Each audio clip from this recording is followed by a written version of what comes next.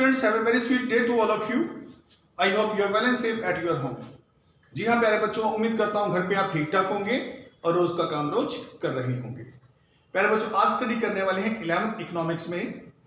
Chapter लेंगे cost और उसका सब टॉपिक लेंगे टोटल फिक्स्ड कॉस्ट यानी कि TFC। क्या होती है TFC? It refers to that cost which remain constant और we can say which remain fixed at the all levels of output.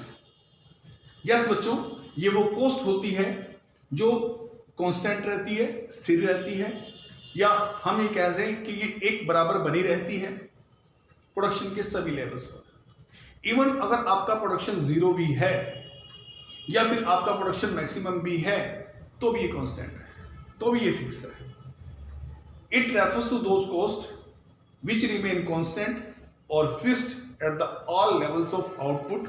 Output के हर लेवल पर ये फिक्स रहनी है, चाहे आउटपुट आपका जीरो है चाहे आपका आउटपुट मैक्सिमम है।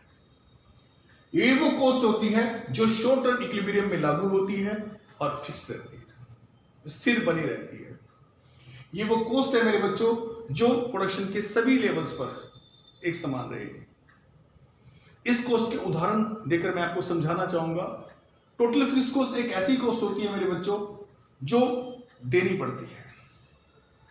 एग्जाम्पल है rent paid for the factory. आपने एक फैक्ट्री किराए पे ली है, आए मंथ आप उसका रेंट देते हैं। फैक्ट्री में प्रोडक्शन हो या ना हो, प्रोडक्शन जीरो हो या प्रोडक्शन आप मैक्सिमम पोटेंशियल तक करें, आपको फैक्ट्री का रेंट देना ही देना पड़ता है। परमानेंट एम्प्लॉय की सैलरी देनी पड़ती है, चाहे वो, जी हां, चाहे उनके लिए हमारे पास काम अवेलेबल है या नहीं अवेलेबल है। तो मेरे बच्चों, interest on the boring capital, जो कैपिटल जो लोन आपने बोरो कर लिए हैं, उनकी जो मशीनरी आपने खरीद ली है, उन्हें अगर आप फिक्स एसेट के रूप में यूज कर चुके हैं तो वो लागत आपको एज एन इंटरेस्ट आपको चुकानी पड़ेगी। वो कॉस्ट आपके ऊपर आनी ही आनी है। जो फिक्स कॉस्ट में लग गई, जो लोन आपने ले लिए, उनका ब्याज का कॉस्ट जो है वो आपको परमानेंट रूप से पड़ गया, वो भी आपको फिक्स कॉस्ट के रूप में भुगतना पड़ता है। और भी एग्जाम्पल है मेरे बच्चों, जैसे कि प्रॉपर्टी टैक्स। अगर आपके पास प्रॉपर्टी अच्छी खासी है तो उस प्रॉपर्टी का टैक्स तो आपने देना ही देना है। फिक्स रेट से प्रॉपर्टी टैक्स जाता है, वो आपको स्टेट ड्यूटी पे करनी है मेरे बच्चों। और क्या है? Licence fees. अगर आप किसी एक चीज का परमिट लेते हैं, लाइसेंस क्या होता है? किसी एक चीज की परमिशन लेना, कि गवर्नमेंट को कि हमें ये काम करने दो, तो उसकी परमिशन लेने के लिए हम लोग एक फॉर्मेलिटीज जो गवर्नमेंट की उन्हें पूरा करते हैं, फिर गवर्नमेंट उसकी हमें परमिशन देती है, उसे कहते हैं लाइसेंसिंग। लाइसेंस फीस एक पर्टिकुलर टाइम पीरियड के लिए होती है, 3 महीने के लिए, 6 महीने के लिए, साल भर के लिए, 2 साल के लिए, 5 साल के लिए, तो वो फिक्स्ड होती है। अगर उन 5 सालों में आप प्रोडक्शन करें, कम करें, ज्यादा करें, ना करें, मैक्सिमम करें, वो कॉस्ट आपको पड़नी है। ठीक है। तो इंश्योरेंस फीस, इंश्योरेंस प्रीमियम हम 1 ईयर के लिए भरते हैं। जैसे थेफ्ट का इंश्योरेंस कराते हैं, फायर का इंश्योरेंस कराते हैं, बिजनेस में जरूरी होती है, इनकी फीस हमें फिक्स रूप से पड़ती है मशीनरी को जो कराते हैं। तो मेरे बच्चों, ये कुछ एग्जांपल थे फिक्स कॉस्ट के। ये प्रोडक्शन हो या ना हो, ये तो हमें पढ़ना ही पढ़ना है। जी हां प्यारे बच्चों, कुछ बातें इस टोटल फिक्स कॉस्ट के संबंध में आपको जो है वो याद रखनी है। उन बातों को मैंने यहां पर कोशिश की है कि मैं आपको लिख के समझा सकूं। पहली बात जो आपने याद रखनी है टोटल फिक्स कॉस्ट के संबंध में, वो ये, these are incurred on fixed input. ये फिक्स्ड इनपुट पे लगती हैं, मतलब प्रोडक्शन के फिक्स साधनों की वजह से होती हैं। वो है मशीनरी। जी हाँ, मशीनरी अगर आपने खरीदी है, उस पर आपका पैसा लगा है, अगर पैसा उधार उठाया था तो उसका इंटरेस्ट या उसका जो खर्चा है वो आप पर पड़ना ही पड़ना है, प्रोडक्शन हो या ना।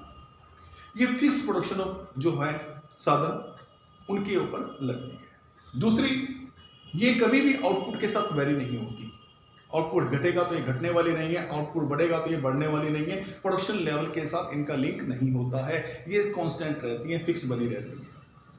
तीसरी बात, they can not be avoidable, ये अवॉइड नहीं की जा सकती है। ये तो एक संस्था पर पढ़नी ही पढ़नी है।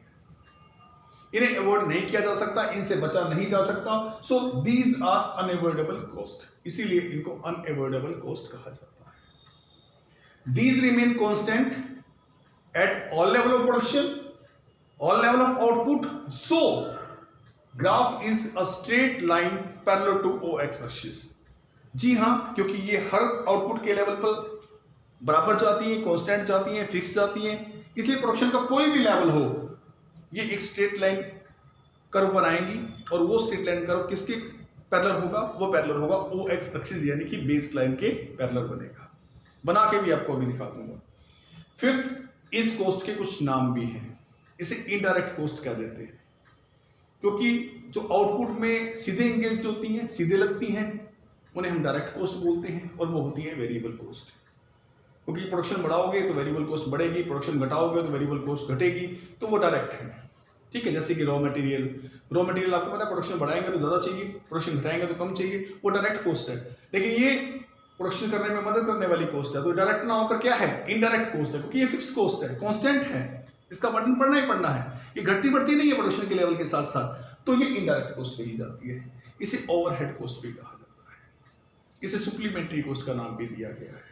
तो मेरे प्यारे बच्चों, चलिए इसके ग्राफ से भी समझने की कोशिश करते हैं। आपका आउटपुट 0 है, तब भी आपको ये खर्चा 60 रुपए की आपकी टोटल फिक्स कॉस्ट आ रही है। प्रोडक्शन का लेवल आपने 1 कर दिया तब भी उतनी ही आ रही है, प्रोडक्शन का लेवल आपने मैक्सिमम 4 कर दिया तब भी ये उतनी ही आ रही है। प्रोडक्शन के किसी भी लेवल पर ये वेरी नहीं करती है, आउटपुट के साथ ये लिंक नहीं है। आउटपुट कितना भी बदले, 0 हो जाए या मैक्सिमम चला जाए, ये अपनी कांस्टेंट बनी रहती है। तो कैसे बनेगा इसका ग्राफ? ओ एक्स एक्सिस पर हमने ले लिया है आउटपुट 1 2 3 4, ओ वाई पे ले लिया मैंने टोटल फिक्स्ड कॉस्ट 30 60 90 करके लिए है। अब ये कितनी है? 0 लेवल पे भी 60 है, 1 लेवल पे भी 60 है, 2 लेवल पे भी 60 है, 3 लेवल पे भी 60 है, 4 लेवल पे भी 60 है। तो मेरे बच्चों, ये प्रोडक्शन के हर लेवल पे क्या है? फिक्स है।